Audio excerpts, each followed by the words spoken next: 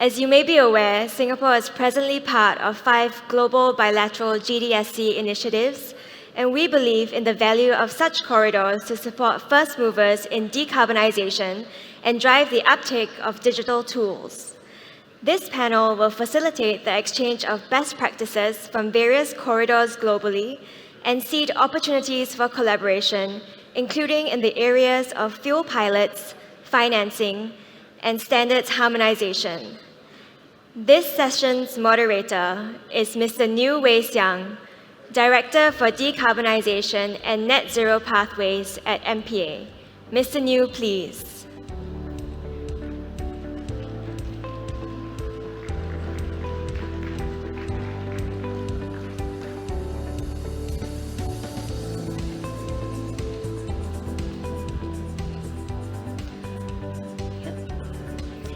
Joining Mr. Niu on the panel are the following distinguished speakers. May I invite them to join us on stage as well. Ms. Saskia Moreau, Director, Consumer Digital for the Port of Rotterdam.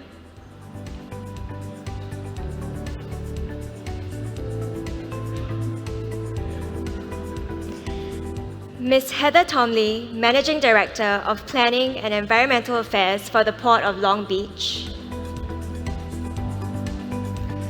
Mr. Francois Xavier Accard, Managing Director of CMA CGM International Shipping Company. Ms. Alyssa Cranes, Head of Ports and Shipping, Climate Solutions and Networks at C40 Cities. And Mr. David Stevens, Director for Maritime Environment and Emissions at the Australia Department of Infrastructure, Transport, Regional Development, Communications and the Arts. Once again, to post questions to the panelists, please use the QR codes on the screens behind me. Mr. Niu, may I hand over the floor to you, please? All right, thanks, Leanne. Hi, very good afternoon, everybody. So let's get started. So following the adoption of the IMO's revised GHG emissions reduction targets last year, so there's now greater prominence on the role of green and digital shipping corridors to help decarbonize international shipping. So indeed, Singapore has been quite active in forming GDSC's partnerships around the world. And today, like we have on our panel, many of our partners who are working with us. So right now, I would just introduce them and let them say a few words about themselves. So first, we start off with Saskia.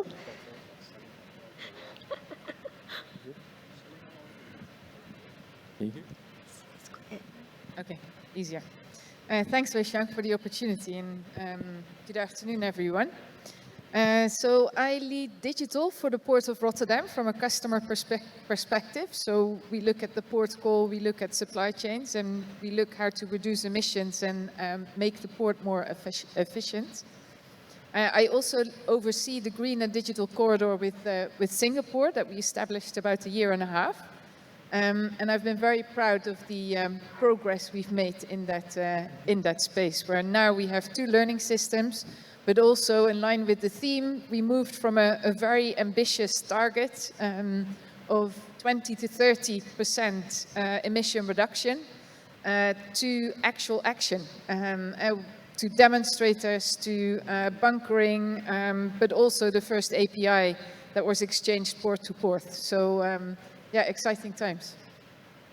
Great, thanks, Saskia. Now, next we have Heather from Port of Long Beach. Great, thank you. I'm Heather Tomley. I'm the Managing Director of Planning and Environmental Affairs for the Port of Long Beach. Port of Long Beach is the 2nd busiest container port in the United States, together with our neighbor Port of Los Angeles. We're responsible for about 40% of the containerized goods that come into the United States. And we've had a long-standing history of environmental programs and environmental successes. For about the last 2 decades, we've had a lot of focus more on community health, addressing community health concerns, addressing regional air quality. But over the last decade, we've had much more of a focus on decarbonization efforts and moving towards zero emissions for our land-based sources. Vessels are our largest source of emissions, and so we have a lot of programs in place as well to address emissions from vessels. And we see the opportunity to work on these green shipping corridors in partnership with international ports and working in different international forums as really an important area for us to be focused on going forward. And so that's been a big part of the work that we've been doing over the last couple of years. So happy to be here today. Thank you to MPA for allowing me to participate. Thanks, Heather. Next, I think we have Francois, CMA CGM. Yes, good morning, everyone. So I'm François-Xavier Accard. I'm here the managing director of the ship management entity, the local ship management entity of CMA CGM, in charge of one part of the own fleet of CMA CGM. CMA CGM is a global shipping company, but not only, also a land and transport logistic company with now some airplanes and terminals. So the decarbonization path is quite challenging. It's not only shipping.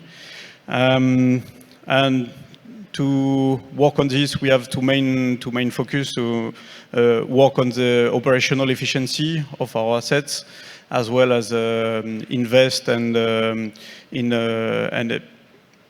include low carbon energies in our assets. And in relation to this panel, we are involved in the Singapore-Rotterdam Green Corridor, as well as the Shanghai-Los Angeles Green Corridor. Thank you. Great, thank you. Next, we have Alyssa, C40 Cities. Good afternoon. I'm Alyssa Cranes. I lead ports and shipping program at C40 Cities.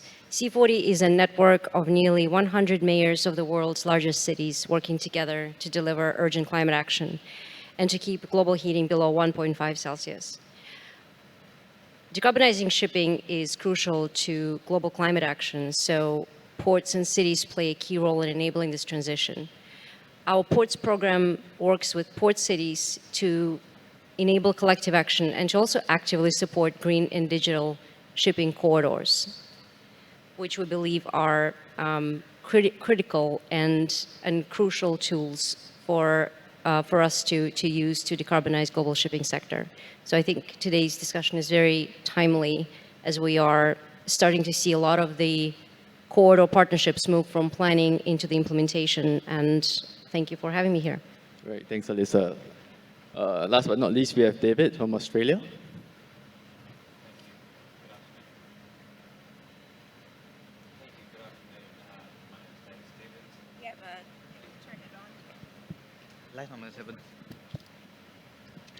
I'll try that again, sorry. Good afternoon, my name is David Stevens. I lead our team within the Australian Government on maritime emissions and environment. So our engagement involves both IMO, green and digital shipping corridors, as well as we're currently developing our own internal national action plan on maritime emissions reduction. We've been very excited to have signed with Singapore last month our first agreement on a green and digital shipping corridor. So we're quite newbies in this space compared to MPA and Singapore.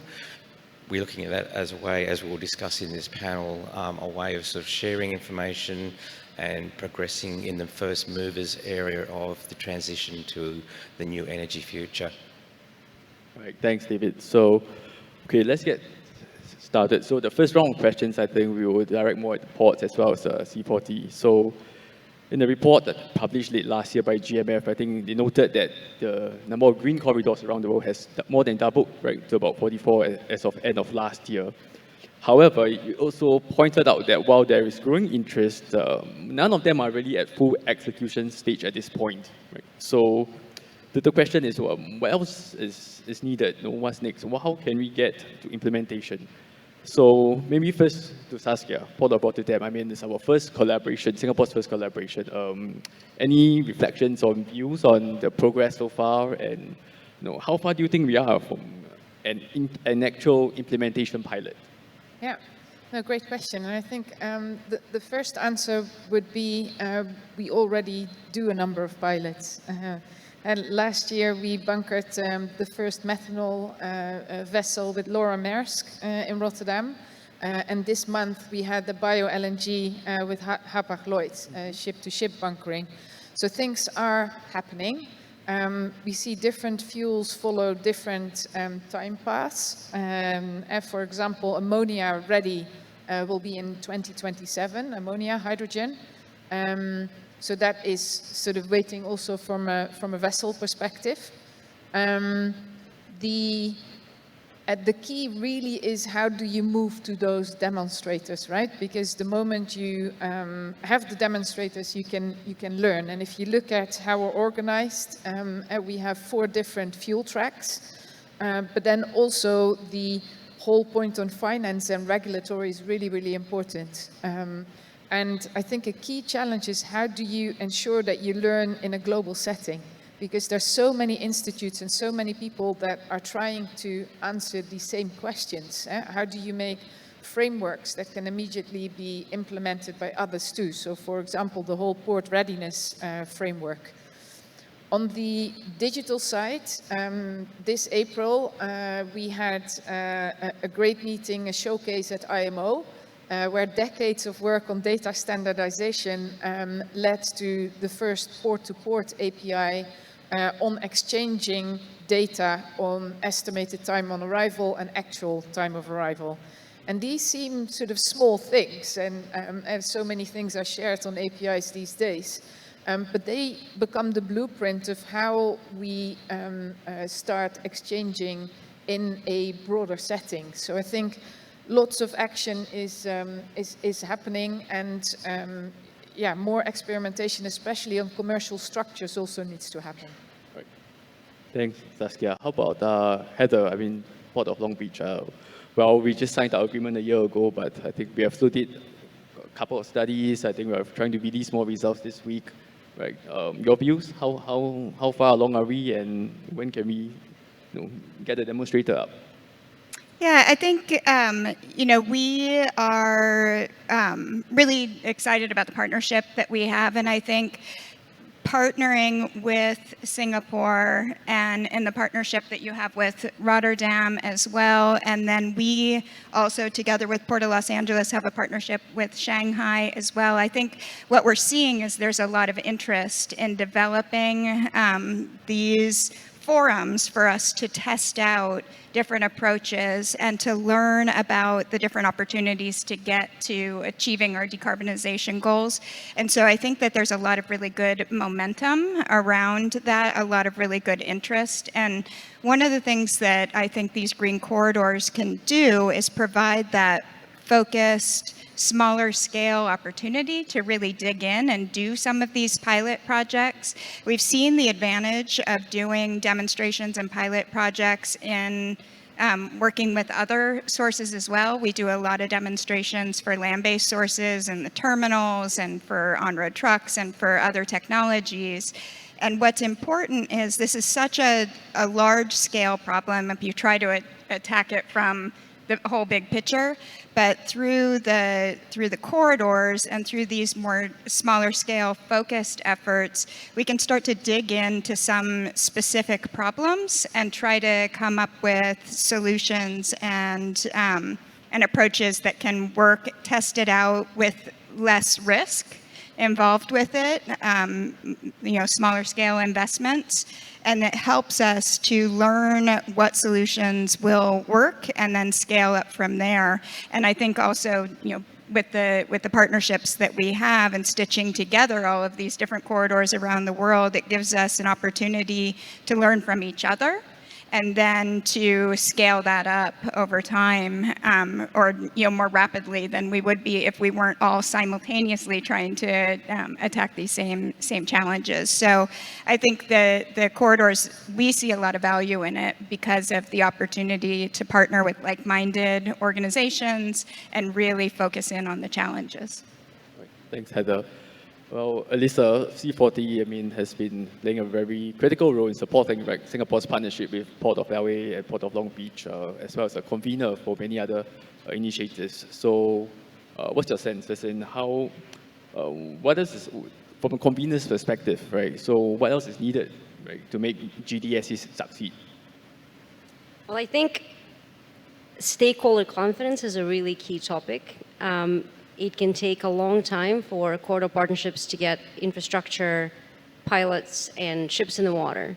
But it's important for the stakeholders to know that the progress is being made. So I would make 3 points. I think it's from a public-facing standpoint, it's really important for the corridor partnerships to be transparent about reporting on their milestones, on their activities, on the progress that's being made.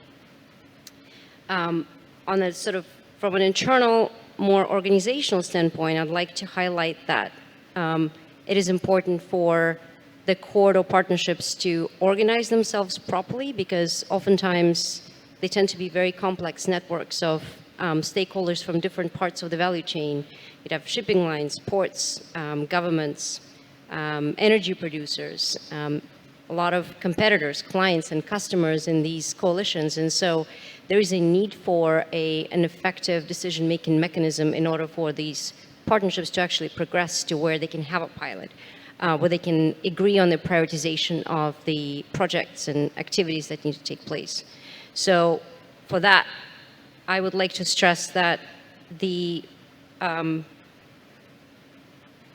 clarity on roles and responsibilities, clarity on the decision-making structure in these partnerships is really important, and that also something that helps build up the stakeholder confidence in the fact that the partnership can progress to the implementation phase.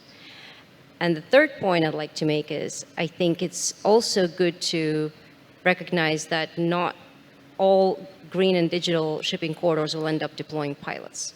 It doesn't mean they're a waste of effort, but what it means is that I think it is important to understand that while a lot of corridors are exploring the pre-feasibility or feasibility of certain solutions, they may not progress to actually having projects built and ships in the water.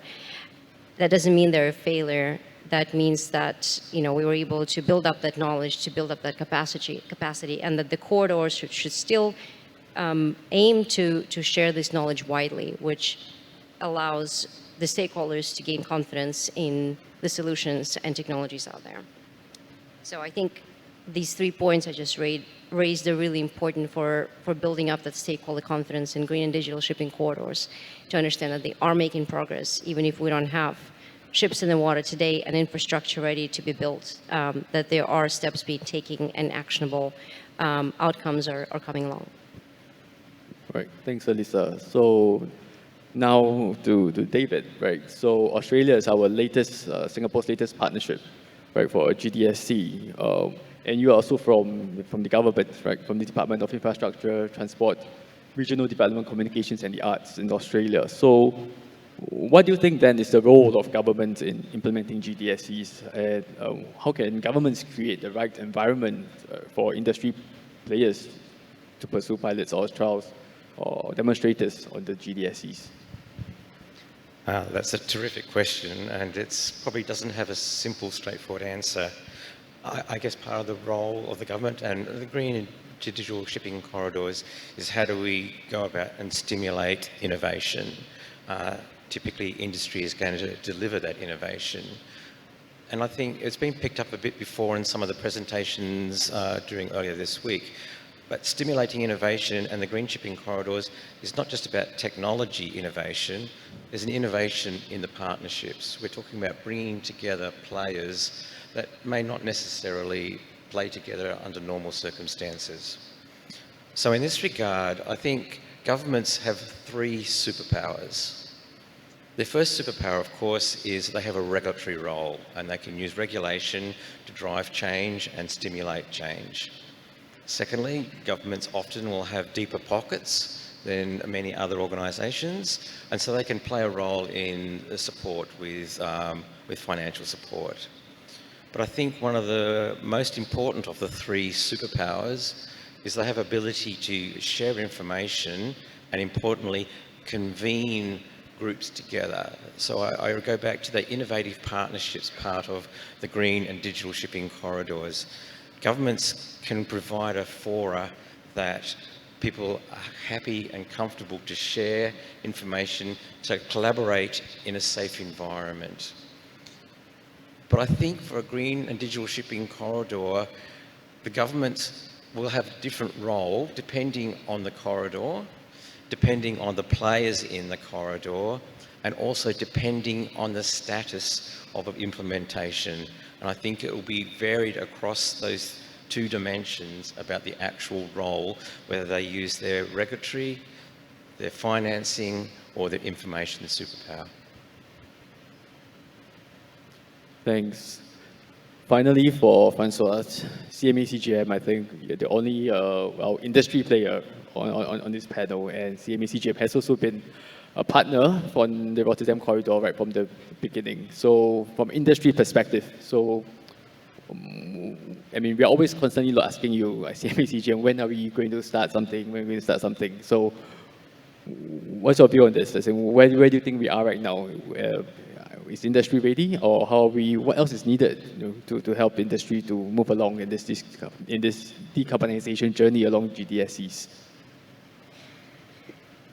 So there are many challenges to transition to the use of zero carbon fuel. So one of them was technology. It was discussed previously. We had the chance to have engine makers on the previous panel, and so it's a challenge that can be mastered. Safety is another one. It has been discussed. We know where we are.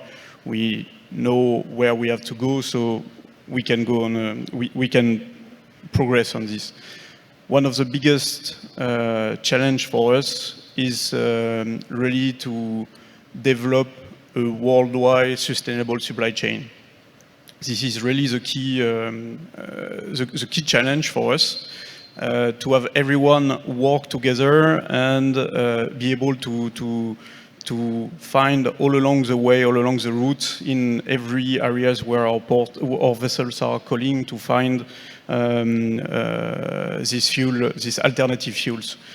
And it's not only just the production of the fuel, because we can have production in China or production in Australia, but we need also supply chain to provide the fuel to the vessel, to bring the fuel to the port, to have the infrastructure for the storage, and to bring it to the vessel. That's where the green corridors plays a very important role, by bringing all the stakeholders together, by taking the question as a whole, and really connecting all the dots. It's not only just the producer and okay, I need the molecule, but once you have the molecule, what are you doing with it? It's really how do you bring it to the vessel? Do you have the vessel to use this molecule? It's a whole. Of course, there is also the cost as a big challenge, the cost of the low carbon fuel, and unfortunately, it raised a lot of question on the investment to be done, what fuel to be selected, what kind of vessel should I order for the 20-25 years to come.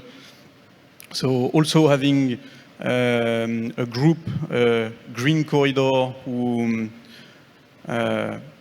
commit for a long term on a type of vessel, on a type of fuel, it helps all the players of this corridor to take a decision, to be able to invest and to take a decision.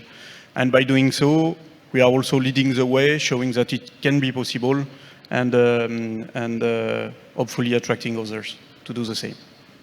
Thank you. I think it's interesting you brought up your final point, brought up the issue of cost. I think this is also something that we hear quite often, that there is still a cost gap, and the cost does remain as the barrier to the deployment of many of these solutions that we're talking about. But of course, earlier today, we also saw the successful the announcement by Zemba, right, of on the demand side, that will really help to bridge some of these cost issues. But maybe this is also a question open for all, and what do you all think is, do we need more of such initiatives, or what kind of other ideas or financing ideas do we need to actually get pilots going, right? Maybe I start with Saskia. Yeah, and I think David made a great point on and new types of collaboration are needed, and this is exactly one space where that is required. So we need new commercial structures. So we are exploring a number of these things, like contracts for difference, double auction mechanisms, and I think it's really promising that in our case that the EU regulator is very interested to work with us on this and to try to see how they can help finance that, that transition or help fund it. If you look at sort of concrete actions, I think the ZEMBA initiative from the Aspen Institute, the Zero Emission Buyer Alliance, is a really great way where the cargo owners gave a signal to the carriers and ultimately the fuel suppliers that they are willing to bridge that premium fuel gap. And they awarded a contract to a carrier this week for significant volume on the container side. And that means that that container liner with fuel suppliers can now start to invest in all these infrastructure sort of things that, that people mention. So I think we need to continue to do that. I'm very happy also that we have the finance community sort of aligned or linked in to the initiative, and things like green bonds and all these sort of things, because I see a number of questions coming in around how do we make public-private funding available, and the challenge is not so much that the money isn't out there. We speak to many financial institutes and they're all very keen to help transition. The challenge is how do you do matchmaking on the right type of projects with the right type of return? Heather, anything from Long Beach perspective? Yeah, I think, you know, it's been mentioned a few times over the last several days that this transition will require investment. It's not going to come without a cost. There will be increased cost with what we're trying to do, but we have no other choice because the cost of inaction is even greater.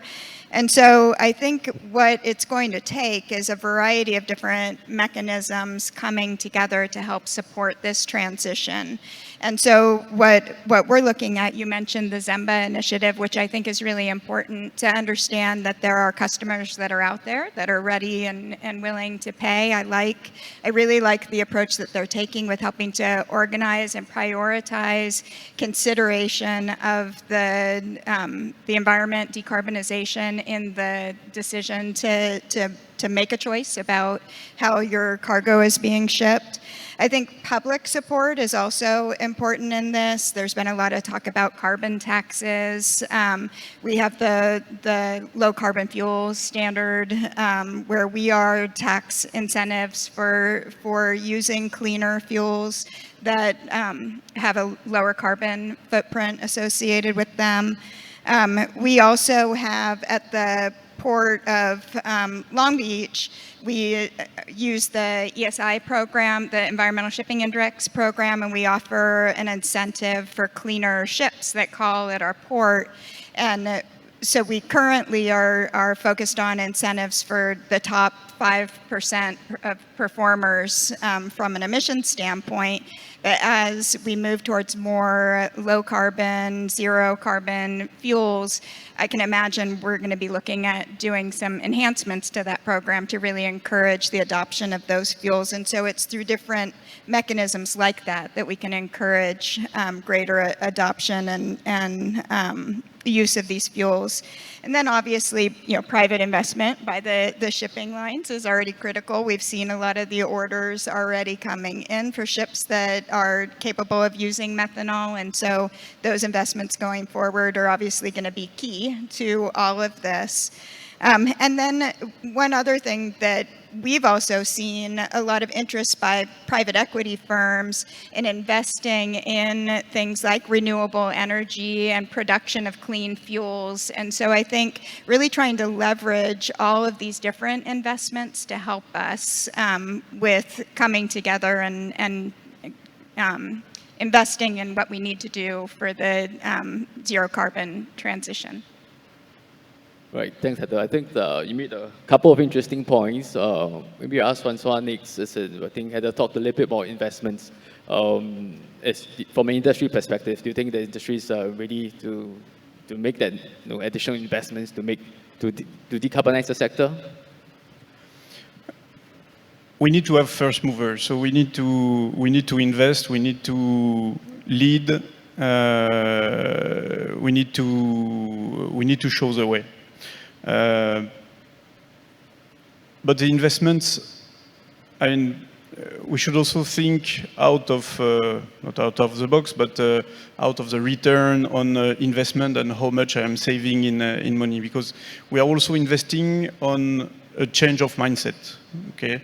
Investing in new vessels is one thing, and CMA CGM has been acting a lot on this. We have now order book of 119 vessels dual fuel to be delivered up to 2028 with a total amount of $15 billion. So we did our part, and we are doing our part, and we will continue to invest in asset and real decarbonization. But we are also investing on the change of mindset. We are investing, or we are partnering in Energy Observer, for instance. It's a small vessel propelled by hydrogen and wind sail, traveling all around the world, which will stop in many ports and will show what technologies are available. We're also partnering in Neoline, which is a sail-propelled vessel, to be a cargo vessel, container carrier, to be deployed between France and US. And as well on Sea Observer, which is a floating lab station going around the ocean to survey the evolution of the climate and the impact on the oceans. So all this, there will be no repercussion or saving on our fuel consumption or on our CO2 emission, but it will help to change the mindset. And that's why also, to come back to the green corridor, with all together, working together, once again, we show the way. With this collaboration, we can change mindset. And one example, because we are here all talking about, okay, we need to work, we need to act now, we need to go towards decarbonization, but some small acts can be done since many years. For instance, when you book a flight ticket, you have always the option at the end, to pay a few dollars or more to compensate for the CO2 emission. So we are all here talking about this, talking about decarbonization, but how many, when we book a flight ticket, and I'm sure we are big contributors in CO2 with flight ticket, unfortunately, how many are really taking this and compensating fully the CO2? So we really need to change our mindset. So it's not only about financial ROI, but also mindset change. Thanks. I think it's an interesting idea, right? That only a mindset change, and actually at the end of the day, the consumer must be able to finance all of this. Melissa, from your perspective, any views on where the streams of financing could come from, public, private, or? Well, I think in the bridging the cost gap topic, economic viability is a key concept, and economic viability is a prerequisite to private sector finance. So building off of what David said earlier about government having superpowers in being able to catalyze shipping decarbonization, I think one of the key superpowers that the governments do have are targeted mechanisms that could be put in place to bridge that cost gap. I know we think that the challenge in zero-emission fuels and shipping decarbonization is very unique, but we've had some similar challenges in the renewable energy sector, for example, with scaling up wind and solar energy, where very similar, very specific mechanisms were used by governments to help bridge that gap. So I think solving the economic viability equation is really important, and it is something in the government purview to allow the shipping sector to move forward with scaling zero-emission fuels and making them economically viable. So I'll just name 3 key things that I think are probably pretty obvious from a government perspective. Governments can help generate demand through offtake mechanisms like feed-in tariffs, like contracts for difference. In other words, these are targeted subsidies that allow to lower the cost for the end user. There's a way for the governments to support the supply chain through targeted mechanisms. A good example would be the IRA funding in the US. And that allows to make the cost of producing zero-emission fuels more affordable. And the third one would be to unlock private sector financing, and that would be through risk guarantees and other similar mechanisms. And that would allow to then lower the risk for banks and capital providers and bring in the private sector funding. So I think these three levers are really important. They're catalytic. They have a period of time where they need to take place as we are working to scale the zero-emission fuels and get them to where they are economically viable and bankable. And so this is the period of time where the government intervention is really important and needs to happen. The last point I'll make is, since we do work with cities a lot, there's a clear role for cities. And while we, I think, traditionally think that these subsidies would come from the national level government, there is definitely a way for the local and state and provincial governments to be involved to support the national governments on articulating the environmental and social business case, on catalyzing local and regional demand to secure long-term offtake contracts, and to potentially even look at the third mechanism, which is to provide local de-risking mechanisms to crowd and private sector funding. But overall, I think the government interventions are really key. And of course, governments have other superpowers and other roles to play in catalyzing shipping decarbonization and helping green and digital shipping corridors move forward. But those would be my thoughts on bridging the cost gap. Right, so David, government. So lots of suggestions for what government can do to enable green shipping corridors. Any views, thoughts on that? Yes, obviously my fellow panel members have put a lot of pressure on me as a government. What I would add to the comments from my fellow panellists is governments, they have a role in reflecting the community's desires and the community's interests and their priorities. And governments also have a lot of pressures on them. At the moment, for example, cost of living pressures face many governments represented in this room. So what government can also do to provide that investment and that economic imperative is give a policy certainty.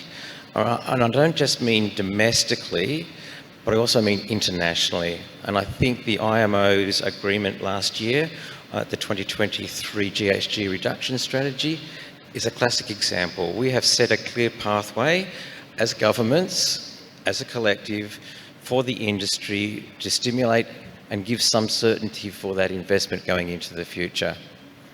But there is also a role going in the other direction. It is a responsibility for the governments to be educating their population, sort of elevating that this is a priority. Climate change is a priority. Shipping is a contributor to climate change, and therefore it is a priority to address that.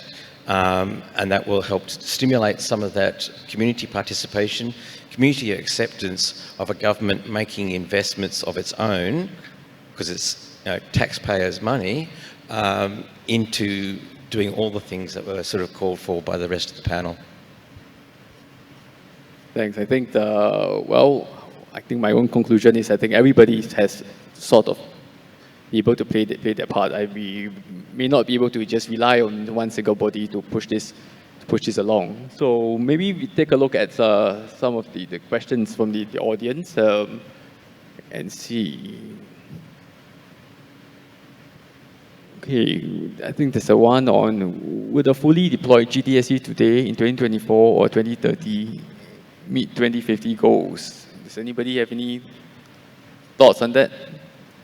Yeah, I can help. I mean, we have very ambitious goals for 2030. Yeah. And if you look between now and 2030, the key thing we need to do whilst gearing up for the fuels to come in is to make sure that we burn less fuel.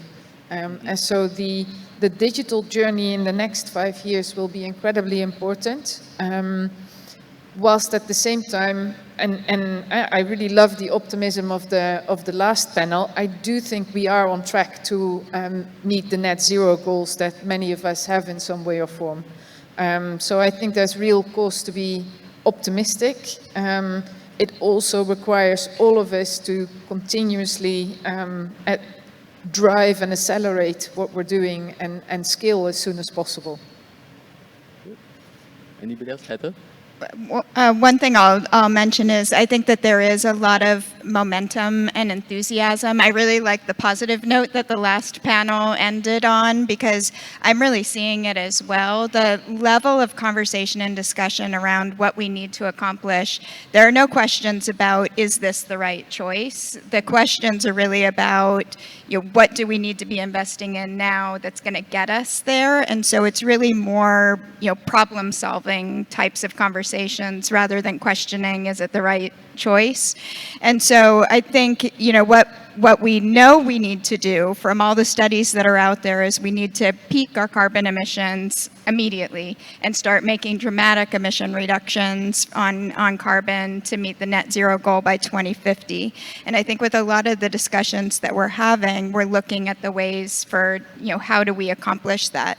We also have a goal to start routing a zero life cycle carbon ship along the route between LA and Long Beach and Singapore, Shanghai, with our other green shipping corridor. And so we have a lot of focused action that we're going to need to be taking here in the next couple of years to be able to accomplish that by 2030 and then scale that up towards 2050. But I do think that the coming together, having the conversation and working together on solving these problems and also sharing learnings from each other with the green corridors that are taking place. I heard recently, I think we're up to 50 green and digital shipping corridors that are taking place around the world. It's a lot of momentum. A lot of people want to be a part of the solution, and I think that that's really positive for all of us because I think the collective efforts will help to get us there. Thanks. Anybody else? Francois? Why not? I mean, we have everyone regrouped. We have all the tools to make it work, to reach. To have a net zero solution quickly. We just need to organize all this. Of course, there might be once again a question of cost. There might be a question of scalability. But if we stay at the start on small volumes, if we invest in the correct assets, if we deploy the correct assets, and why not? Some of solutions are already existing. We have LNG vessels. We can work to have a supply of biomethane, which is already existing, go to e-methane, which is close to net zero. This is one potential solution. And CMA CGM has already partnered with some in south of France on Jupiter 1000. It's a pilot development for e-methane fuel. So some solution exists. In Shanghai, there is a biomethanol partnership also with COSCO Line and Shanghai International Group of Ports to deliver biomethanol in large quantities. So all the pieces are here. We are just remain on us to move them and to complete the puzzle. Anything, Alyssa or David? No. All right, so, okay, mindful of time, but I think we just have one last round of questions. I think this is a question from the audience. So it goes like this: if the GDSE has a magic wand, so what is the one thing that you wish for, ask for, to make a step change to accelerate, right, the deployment of GDSE to make things work, right? So yeah, we just have a quick round of responses from everybody. Maybe Saskia first. Yeah, I think closing the premium on fuel, because we see that many vessels are being ordered. So I think the order books of the vessels look really great, but especially if you look on methanol, the amount of supply on methanol in the world isn't there. The FID cannot be taken because that often requires long-term offtake agreements, and the industry as such is not necessarily set up for that. And as a result, we see we might have vessels on the water but not have the fuel available, and the fuel that is there might go into other outlets like chemicals. So I think bridging that gap would be the most important one for me. Great. All right. Heather? I would agree with that. And I think, we have a large legacy fleet of vessels that are out there, and ships can last, 20 to 30 years. There's investments that are being made today, and those ships are going to be with us until 2050. And so really having some more certainty and more clarity so that we can make the investment decisions today that are going to help carry us forward. I think, we've had a lot of discussions over the last couple of days about, nobody has a crystal ball. I think we're all sort of monitoring what's happening and trying to get a better sense of what the future fuel combination is going to look like. But we also are at a point where we need to be making those decisions so that we can be on target for 2050. And so I think there's going to be a lot of focused discussions and a lot of focused efforts in helping us to clarify what that path forward looks like, or what the mix of the path forward looks like that's going to get us there. Francois? So I will repeat what was mentioned all over the few days, but collaboration is key, which is one of the big interests of the Green Corridors, once again. We need the involvement of everyone, so the financial, the government, the shippers, from the small ones to the big ones, the liner, and so on. Harmonization of the regulation is important also for us to be able to take the good decision. But what I will say is that we need to act now. We should not wait. We should act now with what we have also. When you look, there are many LNG vessels, starting methanol vessels as well. When you look at the order book, there is also a lot of LNG vessels being ordered, methanol vessels. So let's also focus on this and the solutions that are available. So we can answer this question. Will it be possible soon to deploy a green corridor with net zero carbon? Thanks. Alyssa? Just to echo what everybody else already said, I think we just need to find a way to embrace new ways of working. And the maritime leaders who are working on green and digital corridors or other types of coalitions that enable shipping decarbonization should really make sure they're being inclusive, open, flexible, and innovative in their approaches, because the old business models don't work in a space where we're trying to catalyze decarbonized shipping. So I think that's really the underpinning concept for what we're trying to achieve here. David? And what I would like to add in the short time left is green and digital shipping corridors offer the chance for experience, for learnings, to provide investment certainty. But I think what will be key, and it's been highlighted a number of times over the last 2 or 3 days, skills and training that is going to be necessary. But to deliver that skills and training, we need people with experience. We need to get that experience first. Your teacher needs to have experienced working with these fuels in the maritime sector. And we can do that through the green shipping corridor type approaches. We get that initial experience that can be then passed on, developed, and be taught in the skills and training aspect of it. All right, thanks. Thank you, everyone. So, I mean, for me personally, I think collaboration is really key in this effort. And I really thank all my panelists today for joining me on the stage today and sharing their perspectives. And I think we've come to the end of our panel, and you can join me in thanking them for making time today. Thank you, everyone. A huge thank you to Mr. New and all our panelists for the brilliant discussion. Could we please take a group photo before you take your leave? If you could come forward to the line. Yes.